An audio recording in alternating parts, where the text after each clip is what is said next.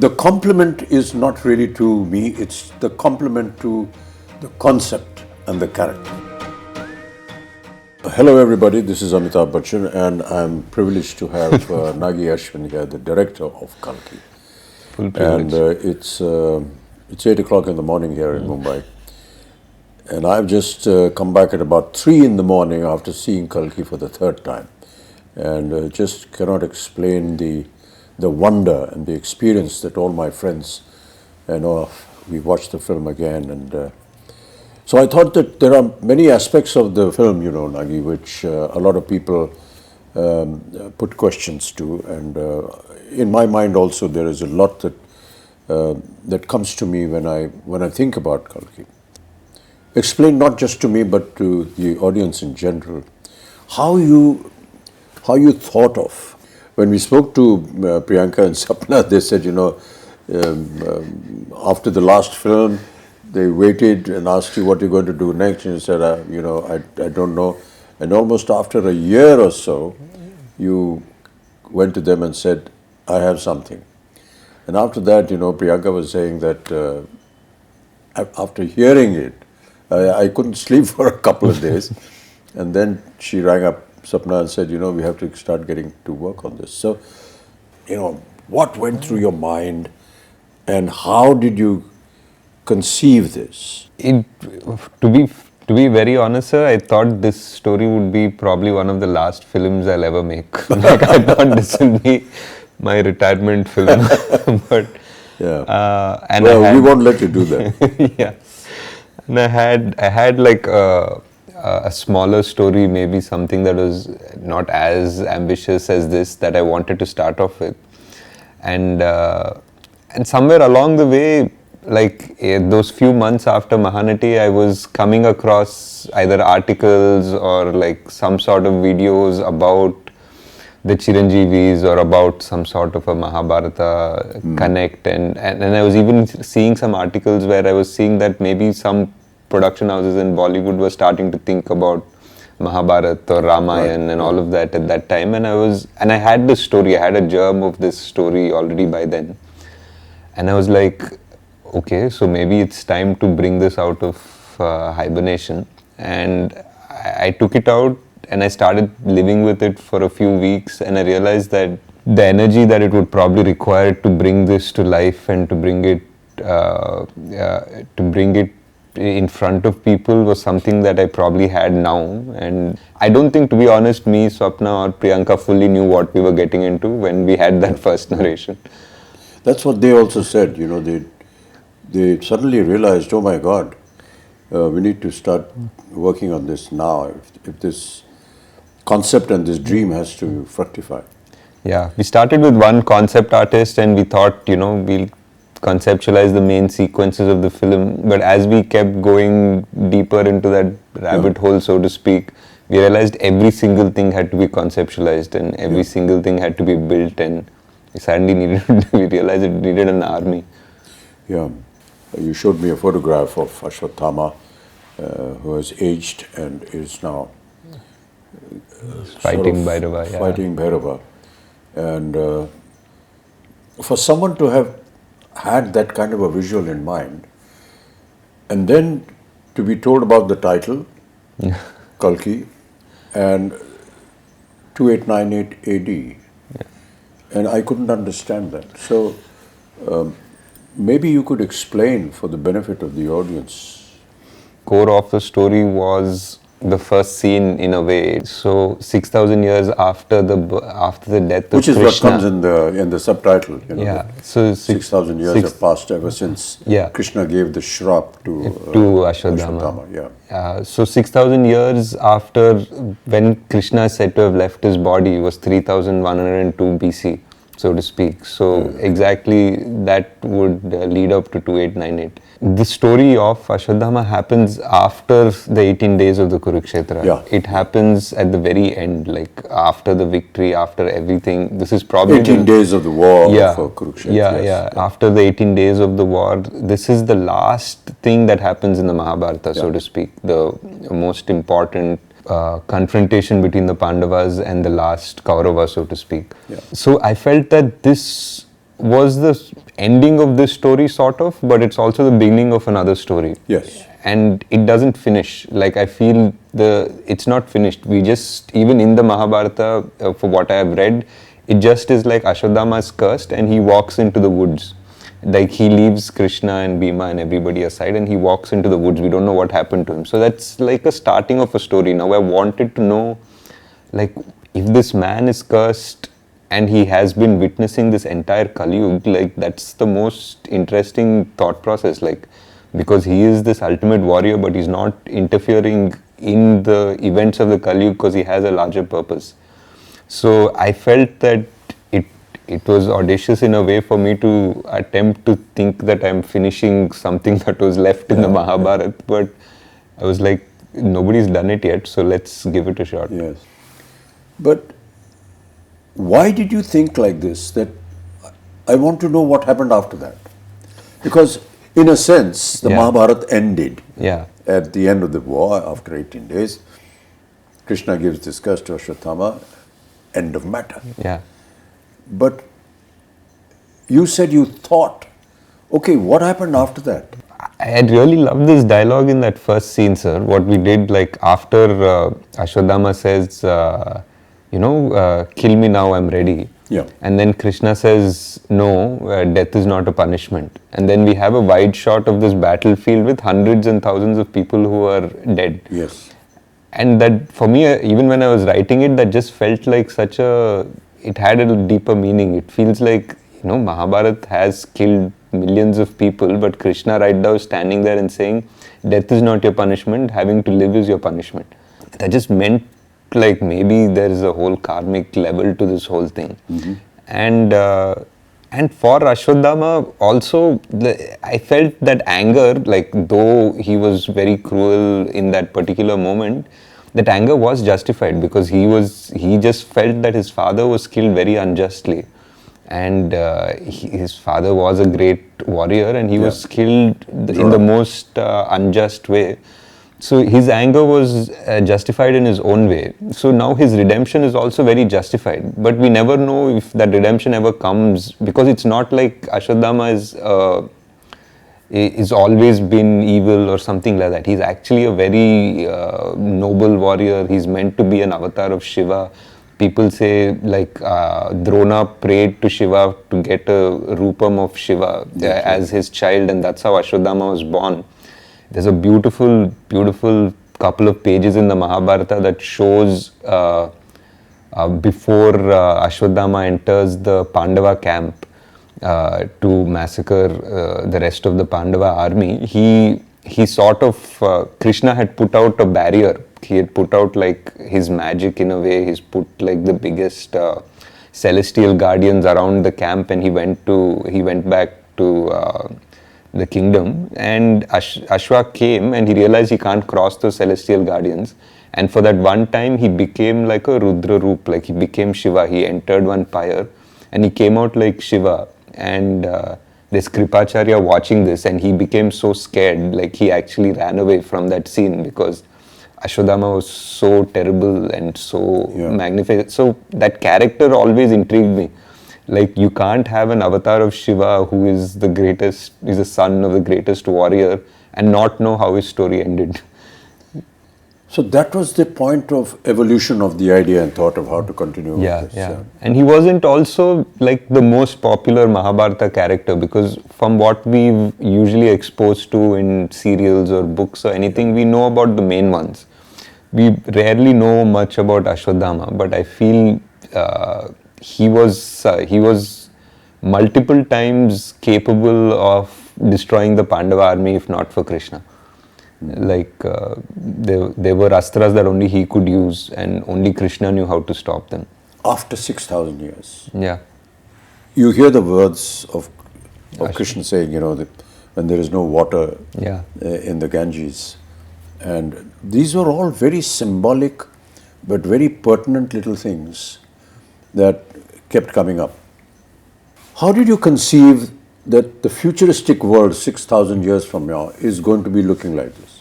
There were a lot of things that we try to extrapolate, sir. Like, for example, there is massive drought now. There is clean air is already such a problem in so many places in China or even Delhi, for that matter, that buying air is going to become a common thing. It's actually become a common thing already. And the fact that physical currency is not going to exist has already happened. So a lot of things that when we started writing we thought were very futuristic have already happened by the time the film released. And we had to just try to understand that if there is no water and the biggest problem is fertility, I feel, like of man and of the soil. Like, those are the two biggest things that will change the world. If human beings suddenly become infertile to a certain level, we just have barely 100 years before we go extinct, in a way. And if the soil stops being kind to us and it becomes dead in a way, then how much synthetic food are you going to develop, and how will that society be that lives only on synthetic food?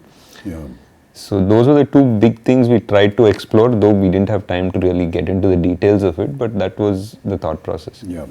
During the portion when they were designing all this, were there any questions that ever arose in your mind? Multiple, sir. There were because like almost everything, because when you're trying to design a whole world with an ecosystem, with an economy, with all of that, there'll be so many contradictions. Like, even just the architecture of things, there'll be like, what are your vehicles running on? Like, if it's running on this, then why don't these people have access to it? And what access does the complex have? So suddenly we're designing a whole world, right from the economy to its power systems to grid to like, what do people do? How are they making money? And is there a welfare system in this world? Like, there's so much discussion, and after I think 5-6 days of brainstorming, we usually just stop and say, enough, let's get back to the story. I was talking to some people about Shambhala and what it was, and that is something that they said, that this Shambhala is something that is under the earth. It's there in the Buddhist thought process. I personally felt that there is a scene when Mariam comes forward before she sings that song, to that circular that design, mandala, which I don't know whether I'm correct in saying that, but it's a very Buddhist. So is that what went through your mind? It was, sir. I think the idea of Shambhala is something that is very similar to our culture and Buddhist culture, even Persian culture. They have different names for it. And I felt that it's very interesting that all of them have names somewhat similar also. Somebody calls it Shangri-La, somebody calls it Shambhala, and all of them say that it's a place where people are going to sort of retreat to in the Kali Yuga, when adharma becomes so much more outside, and that's where the avatar will come, the savior will come, so to speak. So I felt it's very interesting that so many cultures have the same idea. And the idea of the symbols in Shambhala was like a mix between the chakras that we have, the Sri Chakra and all of that, combined with the mandalas that Tibetans have, which are so similar. So that was that. We just wanted to find, I think in the production design discussions that we were having, we were always trying to see like how culture would be amalgamated in 6,000 years. It wouldn't be like sharp lines between cultures and traditions. Things would probably get merged a bit. But it's, it amazes me how one person's brain could have designed and thought of all these things. I couldn't have, sir. There was a production designer, Nitin Zihani. We had multiple meetings. We have a concept design team which is really good. They're from Jaipur, fully Indian, like Immortal Collective. We had an in-house storyboard artist, Venu. I mean, for a movie like this, I would say that we probably required a bigger team, but the team that we had was fully on board, and everyone was constantly ideating. I mean, I definitely had to okay the final aesthetic, and I would guide them and direct them the way it had to go. But if not for the concept designers and Nitin's brain also, this wouldn't have come out the way it has. Kamal that day when we had a general, Yeah, you know, when we were talking to the rest of the cast, he said something very nice. Yeah. He said, you know, a lot of the filmmakers come to me and they describe the story, and they give me very efficiently made Concept storyboards. Yeah, yeah. But the point is that his opinion was that how does this storyboard actually get into practice, and you know, what is the reality of it? It's all right to make some drawings and come, but he said that when I saw this and when I heard Nagi, I thought, you know, gosh, it's going to be another one of those storyboard things. But then Nagi showed me some visuals which he had shot, and I believed, Yeah. and just went ahead with it. What was the idea of the complex?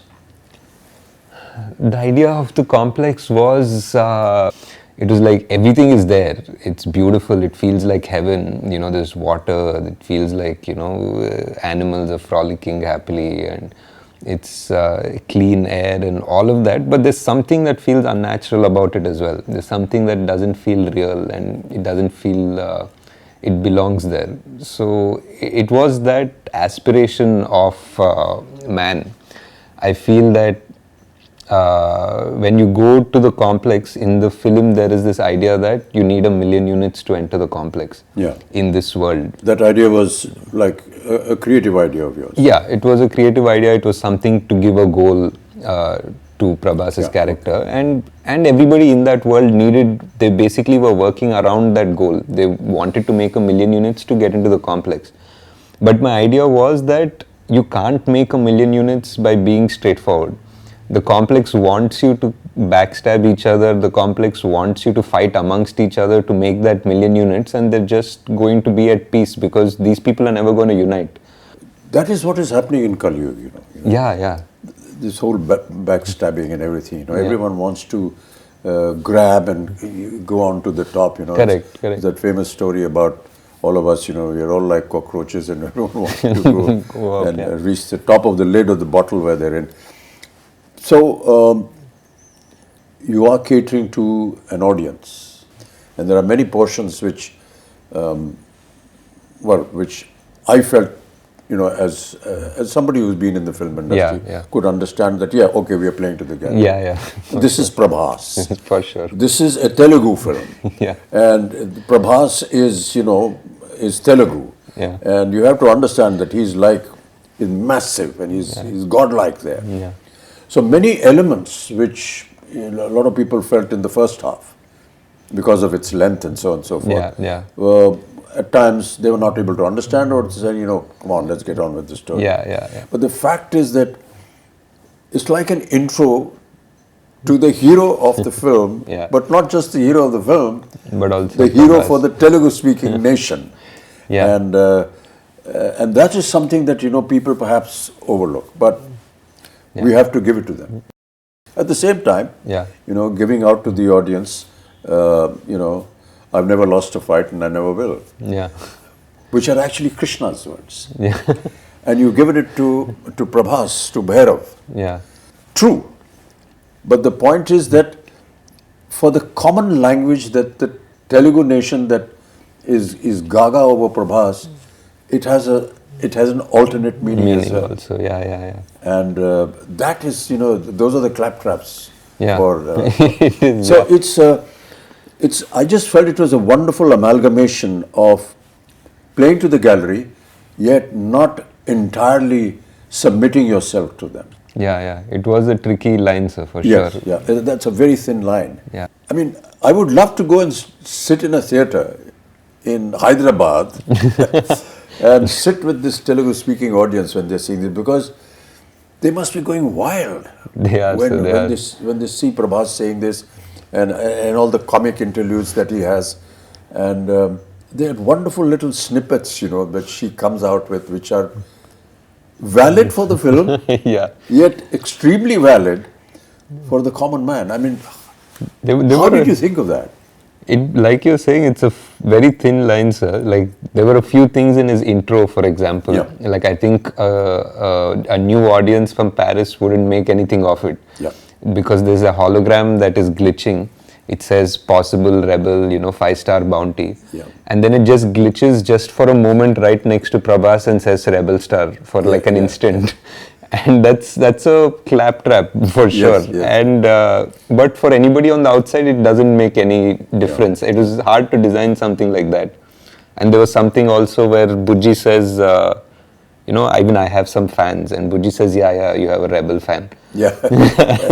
and again, for another audience, it doesn't make any difference because he was a rebel. We established right. that. But that's what I felt. It was a brilliant amalgamation of playing to the gallery playing to the audience in Hyderabad, yet not moving away Yeah. from the concept of the film. Yeah.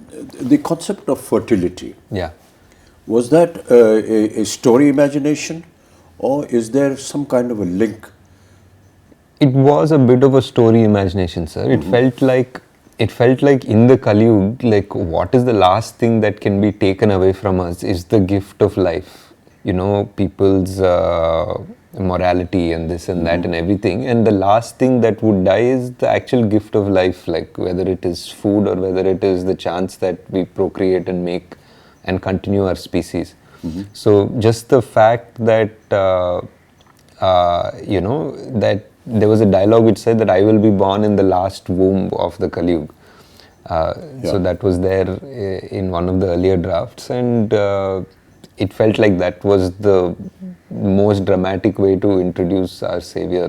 Yeah. And a lot of questions being asked is, how do you manage to perform when you don't have the props around you? Yeah. We really tried in this film to build as much as we could, sir. Like whether it was the off sector where there was desert and the truck and everything, or Shambhala, the bridge.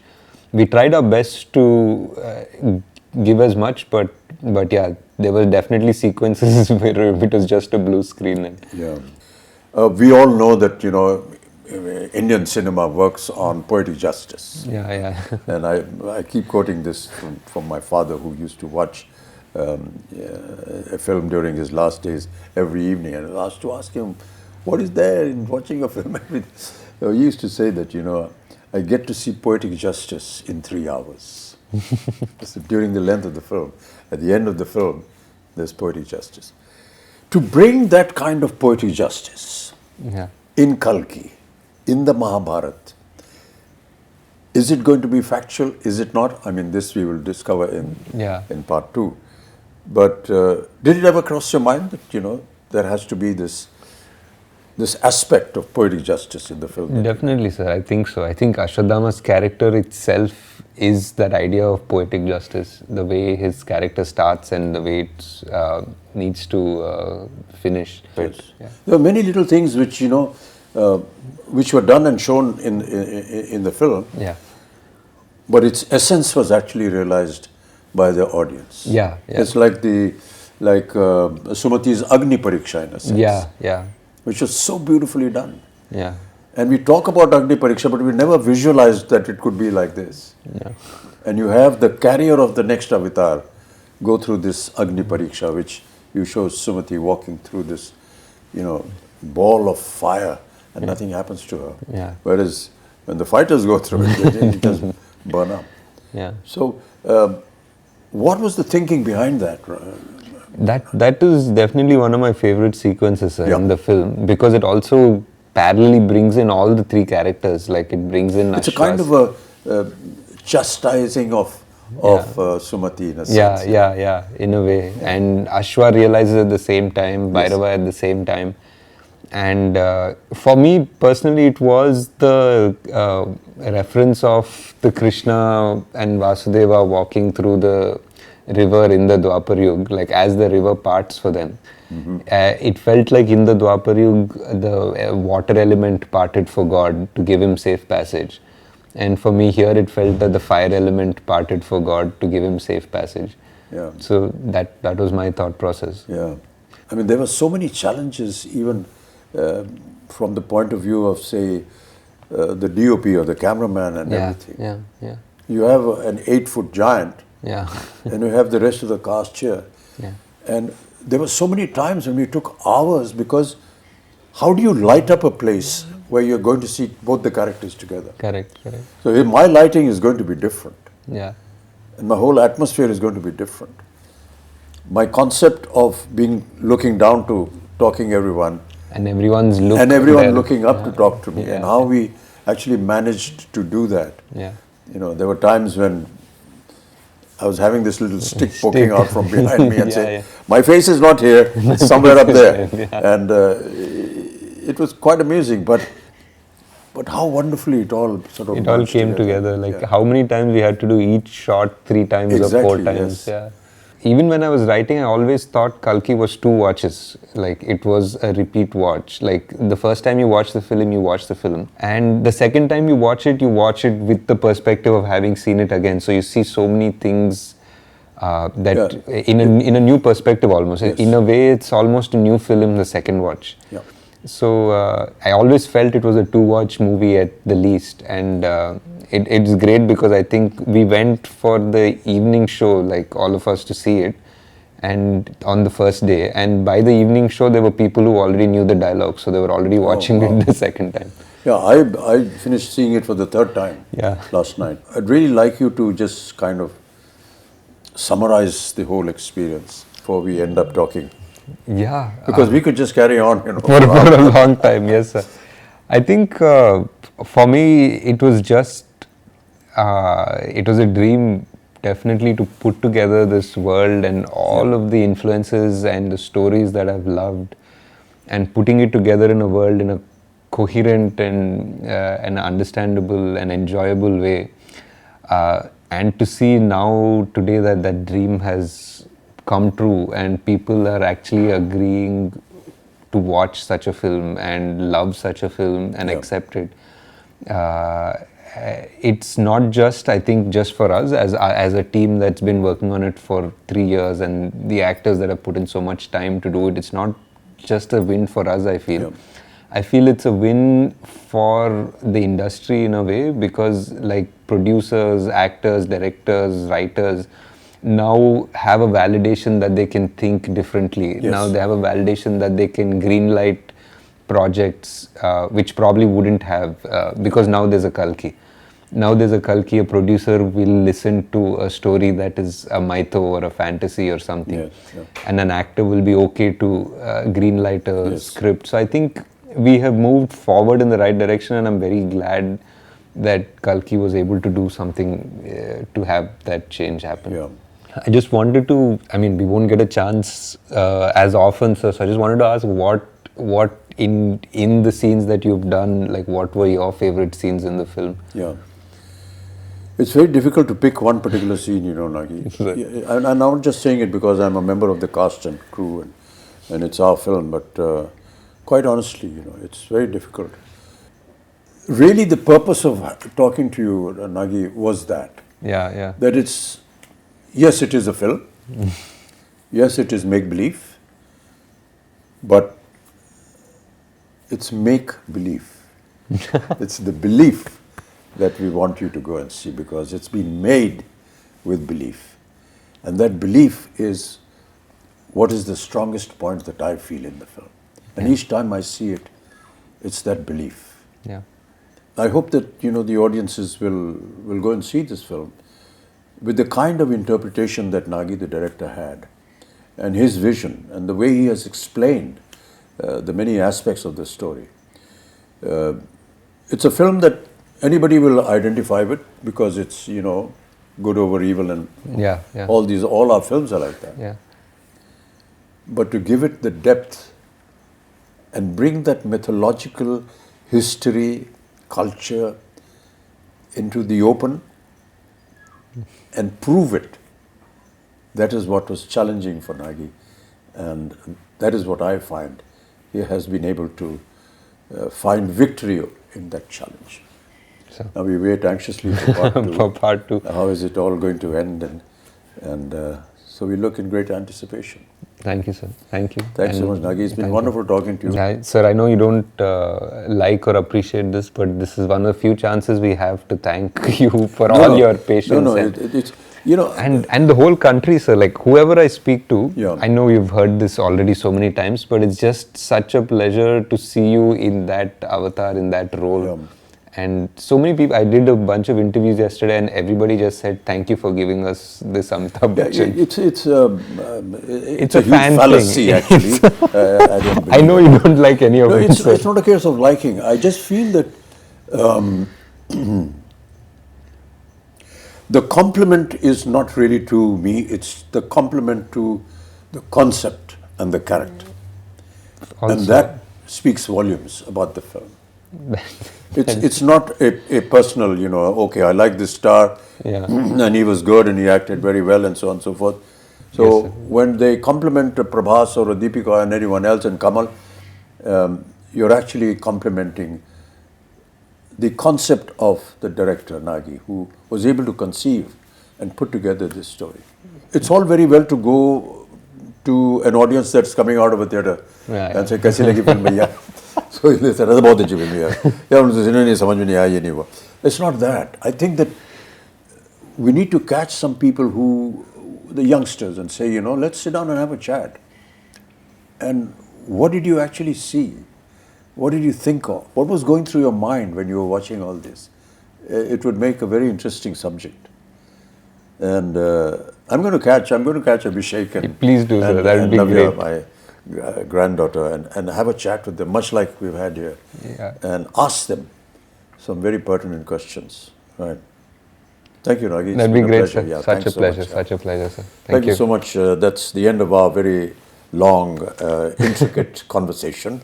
And I hope that you enjoy the film when you see it. Thank you so much. Namaskar. Great, sir.